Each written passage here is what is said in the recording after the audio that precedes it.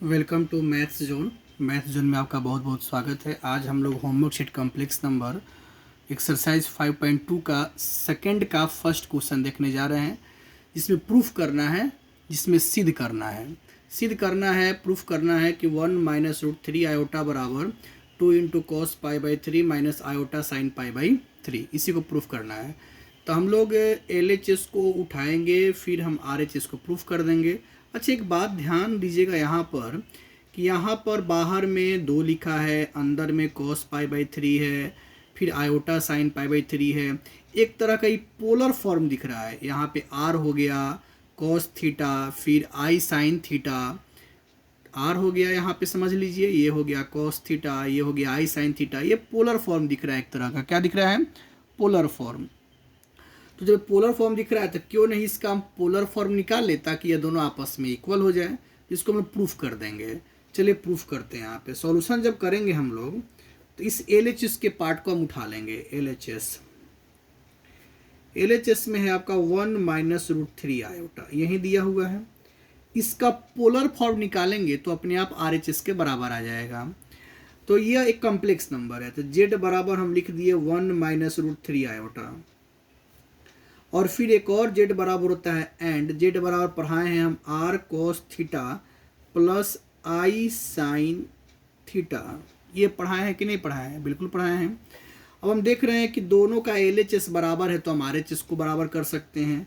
तो हम RHS को बराबर कर देते हैं। 1 - √3 आयोटा बराबर R cos theta plus I, यहाँ पे R छूट गया है, I R साइन थीटा। हमारा LHS बराबर था तो हम RHS को आपस में क्या कर दिए, बराबर कर दिए। जब हम RHS को बराबर कर दिए तो देख रहे हैं ये भी कॉम्प्लेक्स नंबर है, ये भी कॉम्प्लेक्स नंबर है, तो लिखेंगे तुलना करने पर। हिंदी वाले विद्यार्थी लिखेंगे तुलना करने पर, और इंग्लिश वाले विद्यार्थी लिखेंगे कंपेयरिंग। ठीक है। जब हम लोग कंपेयरिंग करते हैं तो रियल पार्ट को रियल पार्ट के बराबर और इमेजनरी पार्ट को इमेजनरी पार्ट के बराबर करते हैं, यही ना करते हैं जी। चलिए, तो रियल पार्ट यहाँ से क्या है आपका, यहाँ से आपका रियल पार्ट है cos थीटा, और यहाँ से रियल पार्ट है 1, यही तो है। तो यहाँ से हम लिखेंगे ये रियल पार्ट, ये पूरा है, cos थीटा ही नहीं है, R cos थीटा, ये पूरा है। रियल पार्ट है आपका R cos थीटा, और यहाँ से रियल पार्ट है आपका 1। तो यह हो गया समीकरण फर्स्ट। तो समीकरण कहें या इंग्लिश में इक्वेशन कह दे तो इक्वेशन फर्स्ट हो गया। क्लियर। अब हम बात करते हैं इक्वेशन सेकंड की। अगर हम इक्वेशन सेकंड की बात करते हैं तो ये R साइन थीटा हमारा इमेजनरी पार्ट है। क्यों इमेजनरी पार्ट है? क्योंकि यहाँ पर आयोटा के साथ लगा हुआ है, और यहाँ पर इमेजनरी पार्ट -√3 है। क्यों? क्योंकि आयोटा के साथ लगा हुआ है। तो यहाँ से बन गया R साइन थीटा बराबर -√3, इमेजनरी पार्ट के बराबर हो गया। समीकरण या इक्वेशन सेकंड। ठीक है, ये आ गया। अब हम लोग को करना क्या पड़ता है, इसके बाद हम लोग करते हैं, याद कीजिए कि इक्वेशन फर्स्ट का स्क्वायर प्लस इक्वेशन सेकंड का स्क्वायर, हम लोग यही तो करते हैं। जब इक्वेशन फर्स्ट का स्क्वायर और सेकंड का स्क्वायर करेंगे, इक्वेशन फर्स्ट में है R cos थीटा, फिर इक्वेशन सेकंड का LHS है R साइन थीटा, तो इन दोनों का वर्ग करके स्क्वायर करके ऐड करना है। तो R cos थीटा का square plus R sine theta का स्क्वायर, ये दोनों का LHS एक साथ जोड़ दिए, फिर दोनों का RHS एक साथ जोड़ देंगे। तो 1 का स्क्वायर प्लस -√3 का स्क्वायर। ठीक है, तो ये बन गया आपका R square cos square theta plus R square sine square theta. 1 का स्क्वायर 1, माइनस का स्क्वायर प्लस √3 का स्क्वायर 3। अगर इस दोनों में से हम, इन दोनों में से यदि हम R स्क्वायर कॉमन कर लेते हैं तो बच जाएगा cos square theta plus sine square theta. तो ये 3 1 बन जाएगा 4। अब हम बचपन से पढ़ते आते हैं कि cos square theta plus sine square theta का मान 1 होता है। तो R स्क्वायर इंटू 1 बराबर 4 हो गया। तो R जब यहाँ से हम निकालेंगे तो स्क्वायर हटेगा तो इस पर चढ़ जाएगा रूट। अब यहाँ से R का मान आ गया 2। अब R का मान जब यहाँ से आ गया, अब इसके बाद हम लोग थीटा का मान निकालते हैं। किसका मान निकालते हैं? थीटा का। थीटा का मान निकालने के लिए हम पढ़ाए हैं कि इक्वेशन सेकंड में हम लोग इक्वेशन फर्स्ट से डिवाइड करते हैं। ये बात हम पढ़ाए हैं कि नहीं पढ़ाए हैं? बिल्कुल पढ़ाए हैं।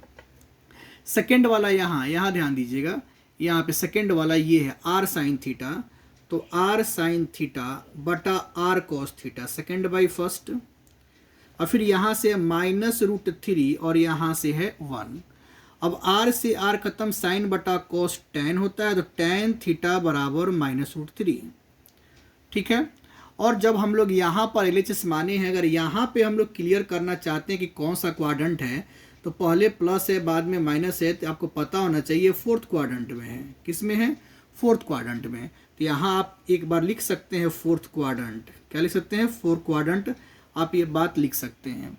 इसके बाद मेरे भाई हम आपको पढ़ाए हैं क्या कि रफ का आपको काम करना है। क्या करना है? रफ का काम। रफ का काम करना हम आपको सिखाए थे। क्या सिखाए थे हम सिखाए थे कि tan अल्फ़ा लेना है। क्या लेना है? tan alpha. और tan अल्फ़ा के बारे में सिखाए थे कि mod y/x लेना है। तो tan अल्फ़ा बराबर mod y/x। तो हमारा जो कॉम्प्लेक्स नंबर जो दिया हुआ है क्वेश्चन में, वो तो दिया हुआ है 1 - √3 आयोटा, ये तो दिया हुआ था। तो y बोलते हैं ये वाला पार्ट को जिसमें आयोटा लगा रहता है, तो ये हो गया -√3, और x वाला पार्ट रियल पार्ट होता है, तो ये हो गया 1। तो फिर tan अल्फ़ा बराबर -√3 जब बाहर निकलेगा मोड से तो ये प्लस बन जाएगा √3, तो ये बन जाएगा tan अल्फ़ा बराबर tan 60 डिग्री, और tan से tan खत्म, तो अल्फ़ा बराबर 60 डिग्री, और इसको हम रेडियन में कन्वर्ट करते हैं π/180 से मल्टीप्लाई करके, तो ये कट जाएगा तो π/3, यानी अल्फ़ा का मान आ गया आपका π/3। तो हमारा फोर्थ क्वाड्रेंट था। हम जानते हैं कि फोर्थ क्वाड्रेंट में थीटा जो होता है वो माइनस अल्फ़ा होता है, तो थीटा बराबर माइनस अल्फ़ा, तो माइनस और अल्फ़ा का वैल्यू यहाँ निकला है -3। क्या निकला है? -3। तो ये थीटा का मान भी हो गया। अब हम यहाँ से निकाल देते हैं पोलर फॉर्म। क्या निकाल देते हैं? Polar form. तो पोलर फॉर्म हम पढ़ाए हुए हैं कि जो होता है वो होता है r × cos theta plus i sine theta.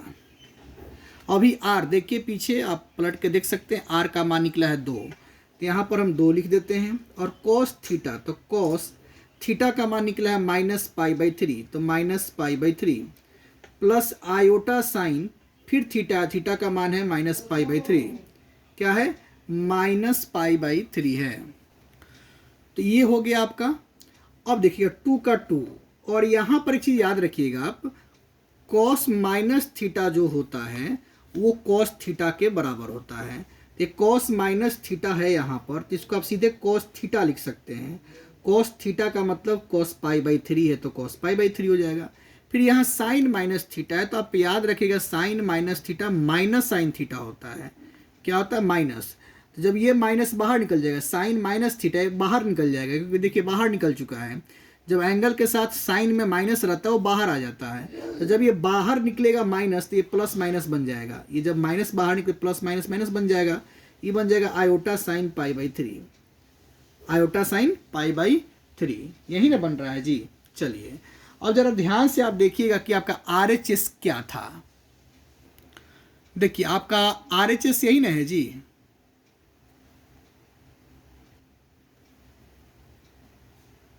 देखिए हम लोग को क्या प्रूफ करना था? 2 × cos π/3 माइनस आयोटा साइन π/3, यही ना प्रूफ करना था हम लोग को, और RHS में तो यही आया है हम लोगों को। देखिए ये किसके बराबर है? ये बराबर है RHS के। तो लिख देंगे हैंस प्रूव्ड। क्या लिखेंगे? Hence proved. तो हमारा LHS RHS के बराबर आ गया। ठीक है। तो यहाँ पर हम लोग का दूसरा का पहला क्वेश्चन भी कंप्लीट होता है। जिस विद्यार्थी को अगर जो हमारे ऑफलाइन क्लास में नहीं पढ़ते हैं, अगर हमारे ऑनलाइन क्लास में पढ़ते होंगे, या जो विद्यार्थी ऑनलाइन में नहीं पढ़ते ऑफलाइन में पढ़ते होंगे, मतलब किसी भी विद्यार्थी को कोई प्रॉब्लम हो रहा हो, तो हमारे इस नंबर पे आप संपर्क कर सकते हैं हमारे ऑनलाइन या ऑफलाइन क्लास में जुड़ने के लिए। चलिए बहुत बहुत धन्यवाद।